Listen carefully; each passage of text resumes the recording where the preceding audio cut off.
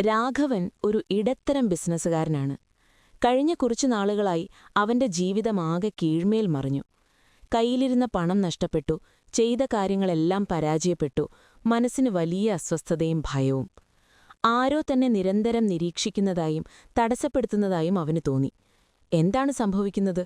എല്ലാം ഭംഗിയായി നടന്നുകൊണ്ടിരുന്നതായിരുന്നു. പെട്ടെന്നെന്താണിങ്ങനെ?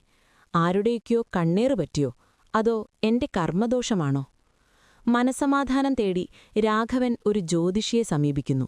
ജ്യോതിഷി അവന്റെ ഗ്രഹനില പരിശോധിക്കുന്നു. രാഘവ, ജീവിതത്തിൽ ശത്രുദോഷം അനുഭവപ്പെടുമ്പോൾ നാം പലപ്പോഴും പുറത്തുള്ളവരെയാണ് പഴിക്കാറുള്ളത്.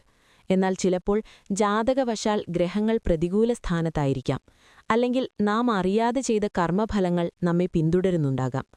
ശത്രുത എന്നത് വെറും ശാരീരികമായ ഒന്നല്ല, അത് പ്രാർത്ഥനകളിലെയും ചിന്തകളിലെയും നെഗറ്റീവ് ഊർജം കൂടിയാണ്. ജ്യോതിഷി രാഘവന് ചില മന്ത്രങ്ങളും യന്ത്രങ്ങളും നിർദ്ദേശിക്കുന്നു. ഭയപ്പെടേണ്ട, പരിഹാരങ്ങളുണ്ട്. നിത്യവും രാവിലെയും വൈകുന്നേരവും ശുദ്ധിയോടെ ശ്രദ്ധയോടെ താഴെ പറയുന്ന മന്ത്രങ്ങൾ ജപിക്കണം. അത് നിന്റെ മനസ്സിലൊരു കവചം തീർക്കും. വിധിപ്രകാരം തയ്യാറാക്കിയ യന്ത്രങ്ങൾ ധരിക്കുന്നത് ഈ പ്രതികൂല ഊർജത്തെ അടറ്റാൻ സഹായിക്കും. കടുത്ത ശത്രുബാധയുണ്ടെങ്കിൽ സുദർശന ഹോമം പോലുള്ളവ അനുഷ്ഠിക്കുന്നത് ഫലപ്രദമാണ്. രാഘവൻ ജ്യോതിഷിയുടെ നിർദ്ദേശങ്ങൾ അതേപടി അനുസരിക്കുന്നു. ദിവസങ്ങൾ കടന്നുപോയി. മനസ്സിന്റെ ഭാരം കുറഞ്ഞു. ആത്മവിശ്വാസം തിരിച്ചുവന്നു.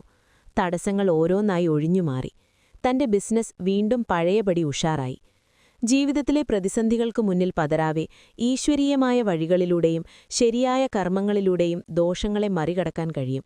ജ്യോതിഷം പറയുന്നത് ശത്രുതയേക്കാൾ വലുതാണ് ആത്മവിശ്വാസവും ദൈവവിശ്വാസവും.